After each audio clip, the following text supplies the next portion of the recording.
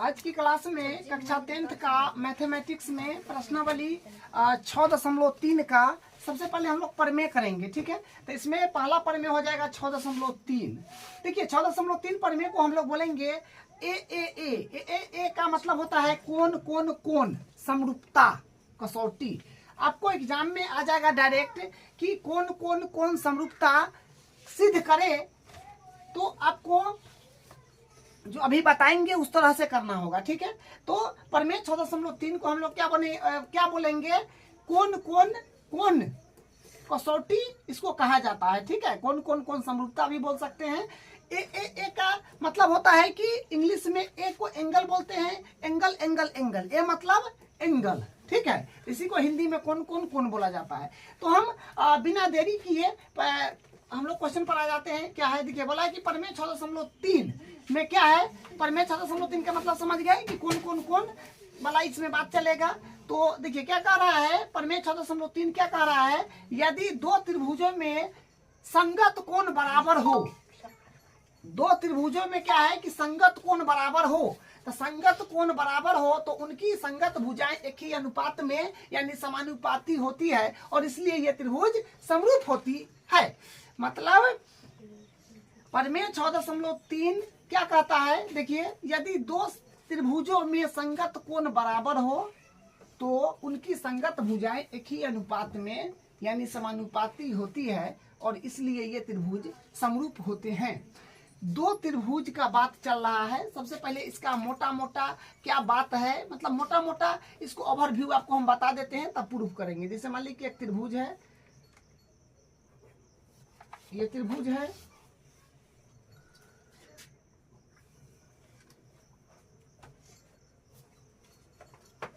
इसका नाम दीजिए ए बी सी, कुछ भी नाम दे सकते हैं। इसका नाम देते हैं एम एन ओ। ठीक है, तो क्या कहा गया है कि दो त्रिभुज में, तो हम लोग दो त्रिभुज बना लिए, एक ये है और एक ये है, दो त्रिभुज बना लिए हैं। दो त्रिभुज में संगत कोण बराबर हो, दो त्रिभुज में माने ये दोनों त्रिभुज में क्या है कि संगत कोण बराबर है। संगत कोण बराबर का मतलब कोण ए जो है, ये इस कोण ए संगत है एम के, तो कोण ए बराबर होगा कोण एम के। फिर कोण बी जो है, बी का संगत एन है, तो कोण बी बराबर होगा कोण एन का। फिर कोण सी का संगत कोण ओ है, तो कोण सी जो होगा ई बराबर होगा कोण ओ का। ठीक है, मतलब कोण ए बराबर हो जाएगा कोण एम का, और कोण बी जो है ई बराबर होगा कोण एन का, और कोण सी जो है ई बराबर होगा कोण ओ का। ये क्या है, ये दिया हुआ है।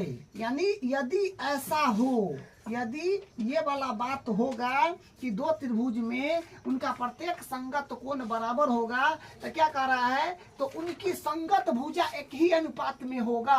संगत भुजा क्या होगा, एक ही अनुपात में होगा। यानी ए बी जो होगा ये बट्टा होगा एम एन बराबर, और बी सी जो होगा ये बट्टा होगा एम एन एम ओ के, फिर बराबर होगा ए सी बट्टा एम ओ। ठीक है, तो अगर दो त्रिभुज में उनकी संगत कोण बराबर है, दो त्रिभुज में उसकी प्रत्येक संगत कोण बराबर है, तो उसका प्रत्येक संगत भुजा एक ही अनुपात में होगा। अगर ऐसा है तो ये होगा।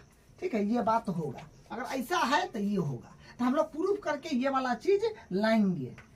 ठीक है, तो वही बात बोला गया था कि यदि दो त्रिभुजों में, तो हम लोग दो त्रिभुज बना लिए और संगत कोण बराबर हो, संगत कोण बराबर हो मतलब इसका प्रत्येक संगत कोण इसके बराबर हो, तो उनकी संगत भुजा एक ही अनुपात में होगा। मतलब इसका अनुपात इसके साथ बराबर होगा, इसका अनुपात इसके साथ, फिर बराबर होगा इसका अनुपात इसके साथ का। तो ये इसका मोटा मोटा कहने का मतलब है, सो बता दिए हैं। ठीक है, अब हम लोग इसको प्रूफ करेंगे, तो अब आपको बेहतर समझ में आएगा। यहाँ पर ध्यान आपको देना है। ठीक है, तो हम लोग दो त्रिभुज की बात चल रहा था, तो हम दो त्रिभुज पहले बनाते हैं। मान लीजिए कि एक त्रिभुज ये है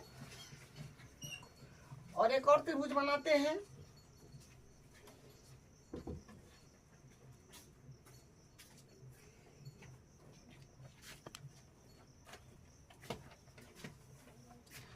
ठीक है, दो त्रिभुज हम बना लिए हैं। इसका नाम हो जाएगा ए बी सी, इसका नाम हो जाएगा पी क्यू आर।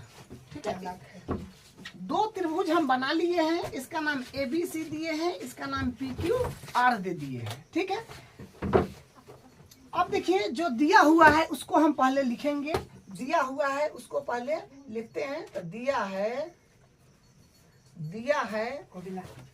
देखिए दिया है क्या, यहाँ पर आपको पता है दो त्रिभुज में संगत कोण बराबर है, मैंने ये दे दिया है और ये प्रूफ करना है। ठीक है, यदि दो त्रिभुज में संगत कोण बराबर हो, संगत कोण बराबर है मतलब कोण A जो है ये बराबर है P का, कोण B जो है ये बराबर है कोण Q का, और कोण C जो है ये बराबर है कोण R का। ठीक है, तो ये बात लिख लीजिए कि कोण A बराबर कोण P, कोण B बराबर कोण Q, कोण C बराबर कोण R। ये बात दिया हुआ है। सिद्ध करना क्या है उसको लिख दीजिए, सिद्ध करना है। देखिए सिद्ध करना है क्या, दो त्रिभुज है उनके संगत कोण बराबर है, तो उनके संगत भुजा एक ही अनुपात में होगा, ये आपको बताना है। उनकी संगत भुजा एक ही अनुपात में होगा।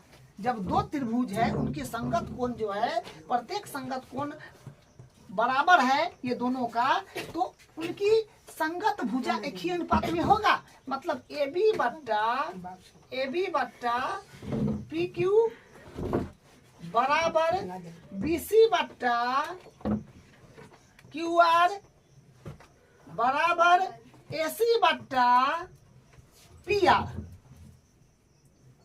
ये बात आपको सिद्ध करना है। ठीक है, वही बोला गया था कि दो त्रिभुज में, तो हम लोग दो त्रिभुज बनाए, संगत कोण बराबर है, इसका प्रत्येक संगत कोण इसके प्रत्येक संगत कोण के बराबर बोला गया था। बोला है ना, बराबर हो माने है, तो ये लिख दिए। तो उनकी संगत भुजा एक ही अनुपात में है, आपको बताना है कि संगत भुजा ये और ये एक ही अनुपात में है। तो ये आपको बताना है कि इसका संगत भुजा ये है, इसका संगत भुजा ये है, इसका संगत भुजा ये है, दोनों का मतलब इस त्रिभुज का तीनों भुजा का संगत इस त्रिभुज के तीनों भुजा के संगत के बराबर है, ये आपको बताना है। यानी AB बट्टा PQ बराबर BC बट्टा QR बराबर AC बट्टा PR है, ये बताना है आपको। तो देखिए जब भी हम कोई प्रमेय बनाते हैं, कोई भी प्रमेय हम लोग प्रूफ करते हैं, तो उसमें रचना की आवश्यकता होता है।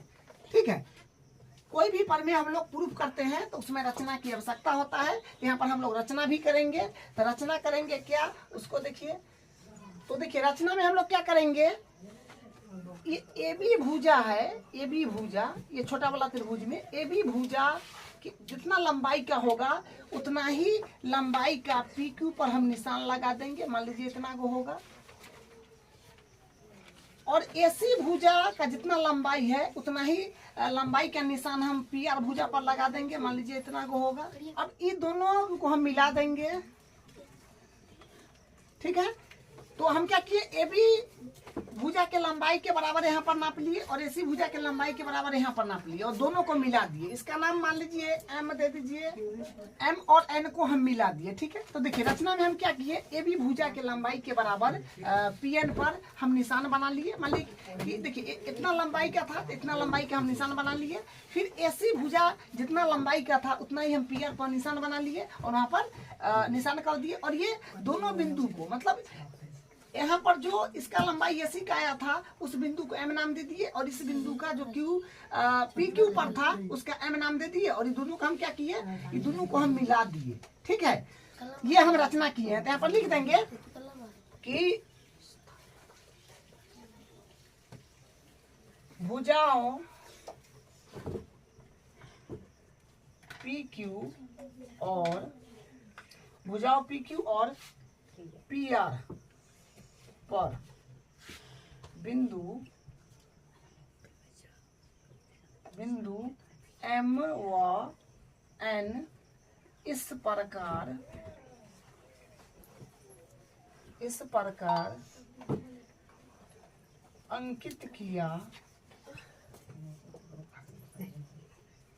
अंकित किया कि भुजाओं PQ और PR पर बिंदु M व N इस प्रकार अंकित किया कि देखिए हम PQ भुजा पर एम बिंदु और पी आर भुजा पर एन बिंदु इस प्रकार अंकित किया कि ए बी भुजा के लंबाई के बराबर होगा पी एन और पी एम जो है ए बी भुजा के लंबाई के बराबर होगा और पी एन ए सी भुजा के लंबाई के बराबर होगा। ठीक है, तो ये बात यहाँ पर लिखेंगे क्या कि पी एम जो होगा यानी ए बी जो होगा ए बी बराबर हो जाएगा पीएम का। ठीक है, ए बी जो बराबर हो जाएगा पीएम का और उसके बाद फिर ए सी जो होगा ये बराबर होगा ए सी बराबर हो जाएगा पीएन का। ठीक है, ये बात हम रचना किए कि भुजाओं पी क्यू और पी आर पर बिंदु एम व एन इस प्रकार अंकित किया कि ए बी बराबर पीएम और ए सी बराबर पीएन हो। मतलब इसके बराबर यहाँ पर लंबाई के हम निशान लगाए थे, इसके एसी भुजा के बराबर पी आर पर निशान लगाए थे, दोनों को मिला दिए तो ई और ई बराबर हम लोग किए रचना से। ठीक है, और तब हम लास्ट में क्या किए एम और एन को मिला दिए। तो कहता था एम व एन को मिलाया। ठीक है, एम व एन को मिलाया, एम व एन को मिलाया। ठीक है, ये रचना है। ठीक है, तो रचना क्या की है आप एक बार फिर से देख लीजिए। हम जो बड़ा वाला त्रिभुज था उसमें ए बी भुजा के लंबाई के बराबर पी क्यू पर निशान लगा दिए और ए सी भुजा के लंबाई के बराबर हम पी आर भुजा पर निशान लगा दिए और इसका जहाँ पर निशान लगाए उसको एम मान लिए और यहाँ पर एन मान लिए, दोनों को मिला दिए। ठीक है, तो ये जो है पी एम जो है ये ए सी ए बी के बराबर हो गया। ठीक है, पी एम का लंबाई जो हो गया ए बी के बराबर हो गया और पी एन का लंबाई जो है ए सी के बराबर हो गया। ठीक है, ये इसका जो है ये इसका सी है। तो ये बात रचना में हम किए ताकि ये और ये बराबर हो जाए और ये बराबर हो जाए। ठीक है, तो ये रचना हो गया। अब हम यहाँ से उपपत्ति शुरू करेंगे। अब उपपत्ति हम लोग शुरू करेंगे तो उपपत्ति में देखिए क्या करेंगे, ये तो समझाने के लिए था, इसको मिटाते हैं। तो यहाँ से हम लोग उपपत्ति करेंगे। क्या देखिए, पहले आपको हम एक बात याद दिलाते हैं जो आप 9th क्लास में पढ़े थे। 9th क्लास में क्या पढ़े थे, अगर कोई दो त्रिभुज है, अगर कोई दो त्रिभुज है, मान ली A B C P Q R, कोई दो त्रिभुज है तो देखिए side angle side, side angle side यानी इसको बोलेंगे भुजा कोण भुजा, सर्वांग समता, सर्वांग समता आप क्लास 9th में पढ़े हैं। ये वाला बात यहाँ पर जो है यूज होने वाला है। देखिए ये एक त्रिभुज है और ये एक त्रिभुज है। इसमें क्या है कि ये भुजा इसके बराबर है, ये भुजा इसके बराबर है, ये कोण इसके बराबर है जो ये दिया हुआ है और ये भुजा इसके बराबर, ये भुजा इसके बराबर हम रचना से किए हैं। उसी प्रकार इसमें देखिए कि अगर ये भुजा इसके बराबर है, ये भुजा इसके बराबर है और ये कोण इसके बराबर है तो हम क्या कह सकते हैं कि ए बी जो है ए बी बराबर है किसका, पी क्यू का, और यहाँ पर ए सी जो है ए सी बराबर है किसका, पी आर का। ये दो भुजा बराबर है और उसके बीच का कोण यानी कोण ए जो है कोण पी के बराबर है। तो हम यहाँ पर क्या कह सकते हैं कि साइड एंगल साइड से ये त्रिभुज जो है ए बी सी ये सर्वांगसम हो जाएगा त्रिभुज पी क्यू आर का। ठीक है, ये आप क्लास 9th में पढ़े हैं। लेकिन ये बात बिल्कुल ध्यान रहे कि दो भुजा बराबर होगा तो उसके बीच का ही कोण बराबर होना चाहिए, यहाँ का बात नहीं चलेगा। ठीक है, दो भुजा बराबर है तो उसके बीच का ही कोण होना चाहिए, तब ये पढ़ में लगेगा। ठीक है, तो ये बात आप पढ़े हैं क्लास 9th में क्या कि अगर कोई त्रिभुज में दो भुजा बराबर है उसके अंतर्गत कोण बराबर है तो हम साइड एंगल साइड से यानी भुजा कोण भुजा से कहेंगे कि वो त्रिभुज सर्वांगसम है। जब दो त्रिभुज सर्वांगसम होता है तो उनके संगत कोण और संगत भुजा समान बराबर होता है। ठीक है, संगत कोण और संगत भुजा जो होता है बराबर होता है। तो ये वाला चीज यहाँ पर लगने वाला है। ये और ये त्रिभुज में देखिए कैसे लगेगा। त्रिभुज ए बी सी लेते हैं, त्रिभुज ए बी सी व त्रिभुज पी एम एन, त्रिभुज पी एम एन में देखिए तो ये त्रिभुज और ये त्रिभुज ले लिए हैं, त्रिभुज एबीसी व त्रिभुज पीएमएन में देखिए क्या होगा कि एबी जो है, एबी बराबर है किसका, पीएम का। आप कहिएगा साहब रचना से, क्योंकि हम रचना किए हैं कि एबी बराबर है पीएम, तो यहाँ पर लिखेंगे रचना से, तो ये हो गया रचना से। फिर उसी प्रकार ये कोण ए जो है कोण पी के बराबर है, कोण ए जो है ये कोण बराबर है पी के। क्या कहेंगे कि दिया हुआ है, देखिए यहाँ पर कोण ए बराबर कोण पी, ये दिया हुआ है। उसके बाद AC जो है बराबर है PN का, तो फिर लिखेंगे AC बराबर PN। ये कहिए रचना से, क्योंकि हम लोग रचना करे हैं, रचना से, ठीक है। तो देखिए कोई दो त्रिभुज में दो भुजा बराबर हो जाए, उसके बीच का कोण बराबर हो जाए, तो हम लोग साइड एंगल साइड से क्या कहेंगे कि वो दोनों त्रिभुज सर्वांगसम है। जैसे ये काम यहाँ पर जो हम करके आपको बताए हैं वही काम यहाँ पर करे हैं, तो हम क्या कहेंगे कि साइड एंगल साइड से कहेंगे, अतः साइड एंगल साइड, हिंदी में लिखिएगा तो भुजा कोण भुजा, ठीक है। साइड एंगल साइड सर्वांग समता से, सर्वांग समता से हम क्या कहेंगे, सर्वांग समता से हम लोग कहेंगे, सर्वांग समता से क्या होगा कि त्रिभुज ए बी सी सर्वांगसम हो जाएगा त्रिभुज पी एम एन का, ठीक है। एबीसी त्रिभुज सर्वांगसम हो गया त्रिभुज पी एम एन का, किससे, साइड एंगल साइड से। तो आप ये बात भी जानते हैं कि जब दो त्रिभुज सर्वांगसम होते हैं तो उनके संगत कोण और संगत भुजा बराबर होते हैं, यानी प्रत्येक संगत कोण और प्रत्येक संगत भुजा बराबर होंगे। यहाँ पर लिखेंगे अतः संगत कोण तथा संगत भुजा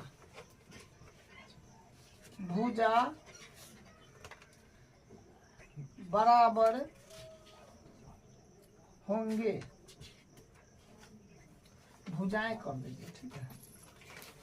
तो संगत कोण तथा संगत भुजाएं बराबर होंगे, तो ये भुजा इसके बराबर होगा, ये भुजा इसके बराबर होगा और ये भुजा इसके बराबर होगा। तो ये इसके बराबर, ये इसके बराबर, तो यहाँ रचने से भेल है तो इसको यहाँ लिखने की जरूरी नहीं है, ठीक है।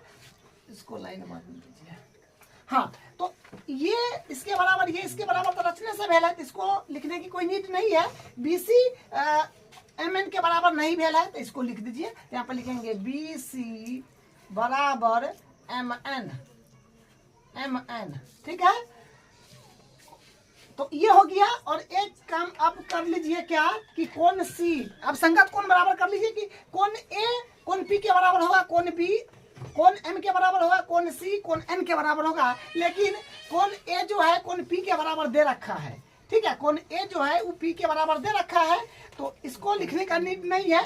कोण B कोण M के बराबर हम लोग कर लेते हैं, तो क्या होगा, कोण B बराबर होगा कोण M के, और फिर कोण C जो है ये बराबर होगा कोण N के, ठीक है। तो कोण भी इसका क्या होगा, प्रत्येक बराबर होगा, तो ये कोण इसके बराबर तो दे ही रखा है, इसको नहीं लिखे। कोण B बराबर कोण M कर लिए और कोण C बराबर कोण N कर, कोण C बराबर कोण N कर लेंगे। सबको पहले आप समीकरण नाम दीजिए, इसको समीकरण और इसको समीकरण 5 मान लीजिए, ठीक है। अब इसको मान लीजिए समीकरण 6 मान लीजिए, इसको समीकरण 7 मान लीजिए, इसको समीकरण 8 मान लीजिए, ठीक है, क्योंकि सब समीकरण का भी यूज होने वाला है, ठीक है। तो देखिए अभी तक हम कुछ नहीं किए, दो त्रिभुज को सर्वांगसम करें, जो आप देखे हैं सर्वांगसम करें, और जब सर्वांगसम होता है दो त्रिभुज तो उनके संगत कोण और संगत भुजा, प्रत्येक संगत कोण और प्रत्येक संगत भुजा बराबर होता है। तो वही काम किए हैं। ये भुजा जो है AB वो बराबर होगा PM का, AC भुजा बराबर होगा PN का, BC भुजा बराबर हो जाएगा MN का। लेकिन ये दोनों भुजा, ये और ये और ये, तो रचने से हम लोग बराबर करे हैं, तो इसको लिखने का नीड नहीं है। तो BC बराबर MN हम लिख दिए हैं, जिसको समीकरण 6 नाम दिए, क्योंकि समीकरण 1 2 3 4 5 6 माने 6 नंबर पर आया था, इसको 6 नाम दे दिए। और कोण में फिर आ गए कि कोण भी तो बराबर होगा, इसका प्रत्येक कोण क्या होगा, बराबर होगा। तो कोण A बराबर होगा कोण P का, कोण B बराबर होगा कोण M का, कोण C बराबर होगा कोण N का। लेकिन कोण A और P तो पहले ही से बराबर है, जो कि दे रखा है, तो इसको लिखने का नीड नहीं है, क्योंकि एक बार तो लिखा हुआ है ऑलरेडी। तो हम कोण बी बराबर कोण एम कर लिए, क्योंकि ये वाला चीज जो है कहीं पर नहीं दे रखा था, तो यहाँ से हम कोण बी बराबर कोण एम कर लिए और कोण सी बराबर कोण एन कर लिए। किससे? जब दो त्रिभुज सर्वांगसम होता है तो उसके संगत कोण बराबर होते हैं उससे। ठीक है, दोनों को सर्वांगसम करके हम ये सब चीज कर लिए। ठीक है, या फिर इसको हम लोग सीपीसीटी भी बोलते हैं, corresponding part of congruent triangle. ठीक है, तो ये हो गया यहाँ तक। तो यहाँ तक का ये अपने पास में काम झाम था। ठीक है, अब इसको यहाँ पर थोड़ा ध्यान देना है। देखिए कोण 7 को समीकरण 7 को और समीकरण 8 को ध्यान से देखना है, और इधर समीकरण 2 को और समीकरण 3 को ध्यान से देखना है। ठीक है, देखिए यहाँ पर क्या बनता है। समीकरण 2 को पहले और समीकरण 7 को पहले देखिए ध्यान से। यहाँ पर कोण बी जो है ई बराबर है क्यू का, यहाँ पर कोण बी जो है ई बराबर है एम का। तो लेफ्ट लेफ्ट के बराबर है तो राइट राइट के बराबर हो जाएगा। तब क्या कहेंगे, समीकरण 2 व 7 से कोण क्यू बराबर हो जाएगा कोण एम का, क्योंकि इसका लेफ्ट बराबर है कोण बी बी, तो इधर भी बराबर हो जाएगा कोण क्यू एम के, राइट राइट बराबर हो जाएगा। तो यहाँ पर लिखेंगे समीकरण 2 व 7 से, तो हम क्या कह सकते हैं कि कोण क्यू बराबर होगा कोण एम का, कोण क्यू बराबर कोण एम। ठीक है, इसको मान लीजिए समीकरण 8 तक हो गया है, 9 मान लीजिए। ठीक है, अब देखिए समीकरण 3 को और समीकरण 8 को, तो कोण सी बराबर यहाँ पर है आर के, यहाँ पर कोण सी बराबर है एन के। तो इसमें लेफ्ट लेफ्ट बराबर है तो राइट राइट भी बराबर हो जाएगा, क्योंकि कौन सी के बराबर है तो कोण आर एन के बराबर हो जाएगा। लेफ्ट लेफ्ट बराबर है तो राइट को भी बराबर हम लोग कर लेंगे। तो फिर यहाँ पे लिखेंगे समीकरण 8 व 3 से, यहाँ पर समीकरण 3 व 8 कर दीजिए। समीकरण 3 व 8 से क्या हो जाएगा, कोण आर बराबर हो जाएगा कोण एन का। तो इसको समीकरण 10 मान लिए। ठीक है, तो देखिए हम यहाँ पर कुछ नहीं किए। समीकरण 7 व 2 से क्या था कि कोण बी के बराबर था, तो कोण क्यू और कोण एम हम बराबर कर लिए। फिर उसी प्रकार समीकरण 3 व 8 से कोण सी बराबर था आर के, यहाँ पर भी कोण सी बराबर था एन के। तो लेफ्ट लेफ्ट के बराबर है तो राइट राइट के हम बराबर कर लिए, कोण आर बराबर कोण एन कर लिए। इसको समीकरण 9, इसको समीकरण 10 मान लिए। अब देखिए यहाँ से इंपोर्टेंट काम बनेगा, जो क्या होगा, कह रहा है कि कोण क्यू जो है एम के बराबर है, ये कोण है। ठीक है, कोण क्यू जो है एम के बराबर है, तो कोण क्यू कहाँ पर है, कोण क्यू ये है और कोण एम ये है। कोण क्यू जो है एम के बराबर है, तो कोण क्यू ये और कोण एम ये दोनों बराबर है आपस में। फिर कोण आर और कोण एन, कोण आर ये है और कोण एम ये है, ये और ये भी बराबर है। तो आप क्लास 9th में पढ़े हैं कि जब दो रेखा होता है, ठीक है, जब दो रेखा होता है उस पर ये वाला कोण और ये वाला कोण, ये वाला कोण, ये वाला कोण जब बराबर होता है तो उसको हम लोग बोलते हैं संगत कोण। ठीक है, तो ये जो है ये संगत कोण की तरह काम कर रहा है। ये देखिए ये दोनों समांतर है और ये तिर्यक रेखा है, और इस लाइन के ऊपर और ये लाइन के ऊपर, यहाँ पर भी वही बात है, लाइन के ऊपर जो कोण है वो बराबर है, ये कोण इसके, ये कोण इसके, तो इसको हम लोग बोलते हैं संगत कोण। जब ऐसा सिचुएशन होता है तो ये रेखा इसके समांतर हो जाता है, ये रेखा इसके समांतर हो जाता है। कैसे? संगत कोण बराबर है, इसलिए एम एन जो होगा क्यू आर के समांतर हो जाएगा। तो हम क्या कहेंगे इसमें, तो यहाँ पर लिख देंगे कि समीकरण, क्योंकि आप जान गए कि ये कोण और ये कोण बराबर है, ये कोण और ये कोण बराबर है, तो ये संगत कोण है। तो किससे पता चला? समीकरण 9 और 10 से। तो हम कहेंगे समीकरण 9 व समीकरण 10 से क्या कहेंगे कि इतना से जो है संगत कोण बराबर है, संगत कोण बराबर है। अतः संगत कोण बराबर है, तो अतः एम एन समांतर क्यू आर हो जाएगा। ठीक है, ये बात आप समझ गए। तो हम संगत कोण यहाँ पर लगा करके एम एन समांतर क्यू आर कर लिए। ठीक है, संगत कोण किससे बन रहा था? समीकरण 9 और 10 से। तो ये समांतर हो गया। अब आपको फट से याद आया होगा कि अगर कोई त्रिभुज में एक भुजा के समांतर कोई रेखा अगर खींची जाए, एक भुजा के समांतर अगर कोई रेखा खींची जाए तो क्या होता है? थेल्स प्रमेय से त्रिभुज में भुजाओं का अनुपात जो होता है बराबर होता है। अगर कोई त्रिभुज में एक भुजा के समांतर कोई रेखा खींची जाए तो हम लोग थेल्स प्रमेय से कहेंगे कि ये बट्टा ये बराबर ये बट्टा ये, मतलब पी एम बट्टा एम क्यू बराबर होगा पी एन बट्टा एन आर। यहाँ पे लिखेंगे अब त्रिभुज पी क्यू आर में, अब त्रिभुज पी क्यू आर में क्या कहेंगे? थेल्स प्रमेय से, थेल्स प्रमेय से। थेल्स प्रमेय क्या कहता है कि अगर कोई त्रिभुज में एक भुजा के समांतर कोई रेखा खींची जाए तो भुजाओं का अनुपात जो है वो बराबर होता है। हम क्या कहें? अतः पी एम बट्टा एम क्यू बराबर होगा पी एन बट्टा एन आर। ठीक है, थेल्स प्रमेय से पी एम बट्टा एम क्यू बराबर पी एन बट्टा एन आर।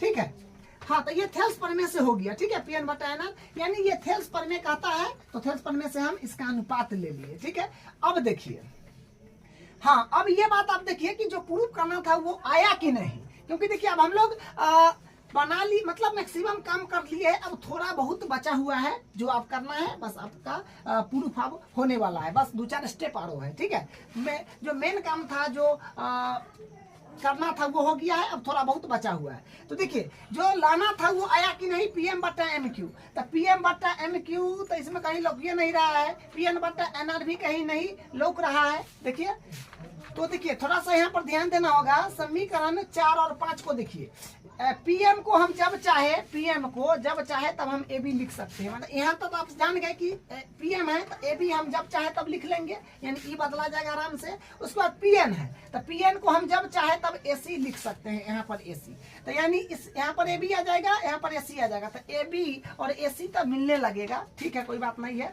तो यहाँ पर ए बी बन जाएगा और यहाँ पर एसी बन जाएगा। लेकिन लिया है एम क्यू, यहाँ पर चाहिए पी क्यू, तो एम क्यू इतने हैं, चाहिए पी क्यू, तो छोटा से बड़ा पर जाना है।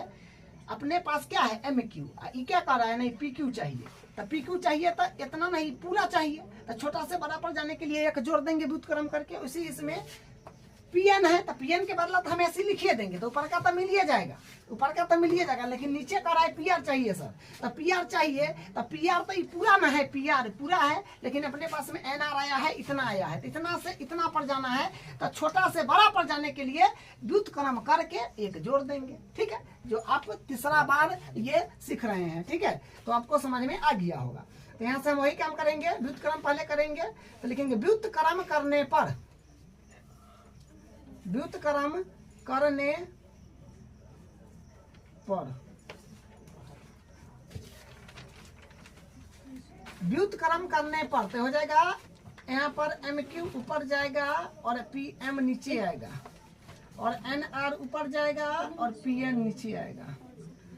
यानी जो नीचे वाला चीज ऊपर है, ऊपर वाला चीज नीचे आएगा, फिर नीचे वाला चीज ऊपर जाएगा, ऊपर वाला चीज नीचे आएगा। ये व्युत्क्रम होता है। ठीक है, अब दोनों तरफ हम लोग एक जोड़ देंगे, तो एम क्यू बट्टा पी एन प्लस 1, दोनों तरफ एक जोड़ेंगे तो छोटा से बड़ा पर पहुंच जाएंगे।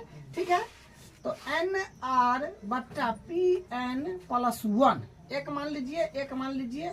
अब एलसीएम वगैरह कर लीजिए, तो पीएम और एक कैल्शियम तो पीएम ही आएगा, तो पीएम इकाई पीएम, तो एम क्यू इकाई एम क्यू प्लस एक में पीएम से कीजिएगा तो पीएम ही आएगा, एक के पहला पीएम बेर पढ़िएगा तो पीएम ही आएगा। पीएन और एक कैल्शियम, फिर पीएन और एक कैल्शियम कीजिएगा तो पीएन ही आएगा, तो पीएन इकाई पीएन, तो एन आर इकाई एन आर प्लस है तो प्लस, एक के पहला पी एन बेर पढ़िएगा तो आएगा, तो फिर एक में तो पीएन ही आएगा। बस देखिए सिंपल, यहाँ पर भी इनका जोड़ कर रहे हैं। ठीक है, अब थोड़ा सा ध्यान देना है, M Q plus PM, M Q मतलब ये वाला चीज, अब प्लस है पीएम, वही बात ना है। M Q plus PM, M Q plus PM, तो ये पूरा बन गया ना। क्या बन गया? पी क्यू इतना प्लस प्लस इतना, तो इतना बन गया जो पी क्यू हो जाएगा, तो यहाँ पर हो जाएगा पी क्यू बट्टा पी एम बराबर, फिर एन आर, देखिए ध्यान से, एन आर ये है और पी एन ये है। आपको इस तरह से लाइन भी नहीं मारना है, आपको समझाने के लिए हम मारते हैं। एन आर ये, पी एन ये, इतना प्लस इतना, इतना बन जाएगा जो पी आर बन जाएगा, तो यहाँ पर हो जाएगा पी आर बट्टा पी एन। ठीक है, अब चेंज कर लीजिएगा।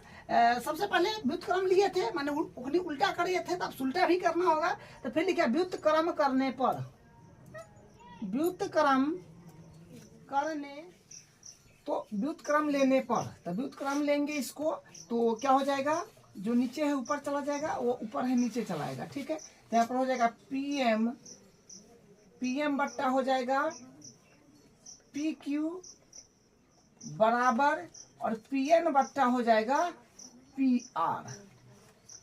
ठीक है, तो ये हम व्युत्क्रम ले लिए। अब देखिए जो पूर्व करना था वो क्या है, सिद्ध करना था वो है ए बी बट्टा पी क्यू बराबर बी सी बट्टा क्यू आर बराबर ए सी बट्टा पी आर।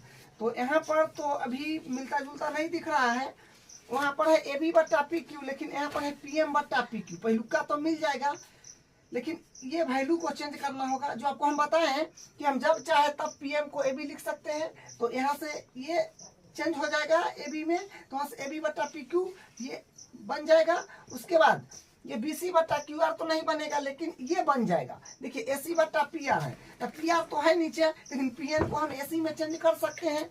पी एन को ए सी में चेंज कर सकते हैं समीकरण 5 से, क्योंकि ये चीज हम रचना किए हैं, तो यहाँ से चेंज कर लेंगे। तो लिखेंगे पी एम को हम क्या लिख देंगे, पी एम को लिख देंगे ए बी, तो ए बी बट्टा पी क्यू बराबर, पी एन को हम क्या लिख देंगे, पी एन को लिख देंगे ए सी, तो हो जाएगा ए सी बट्टा पी आर। कारण जरूर लिख दीजिएगा, समीकरण 4 व 5 से, 4 व 5 से, तो हम समीकरण 4 और 5 से पीएम और पीएन का, पीएम और पीएन को चेंज कर लिए। तो देखिए यहाँ से क्या मिला, ये और ये मिल गया है। ठीक है, ए बी बट्टा पी क्यू आ गया है, लास्ट में है ए सी बट्टा पी आर, वो आ गया है, लेकिन ये नहीं आया है। देखिए एक बार में ये तीनों नहीं आ सकता है, क्योंकि देखिए हम इसका ए बी भुजा के लंबाई और ए सी भुजा के लंबाई के बराबर हम रचना किए हैं। ए बी के लंबाई के बराबर ये रचना किए थे, और ए सी के लंबाई के बराबर ये रचना किए थे पी एन, और ए बी के बराबर पी एम किए थे।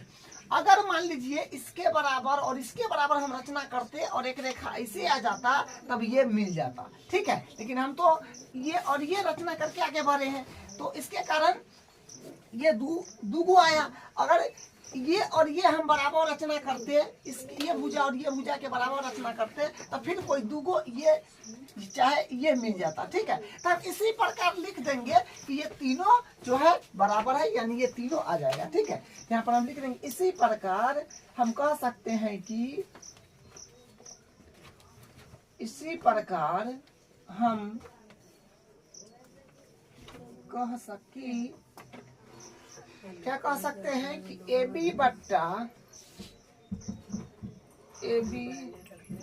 पी क्यू, अब ए बी बट्टा पी क्यू बराबर हो जाएगा बी सी बट्टा क्यू आर बराबर हो जाएगा ए सी बट्टा पी आर। ठीक है, तो ये हो गया प्रूफ, यही प्रूफ करना था। ठीक है, तो ये जो है अपने पास में प्रूफ हो गया। तो इसको आप एक बार 2 बार प्रैक्टिस कीजिएगा, आपको आसान लगने लगेगा।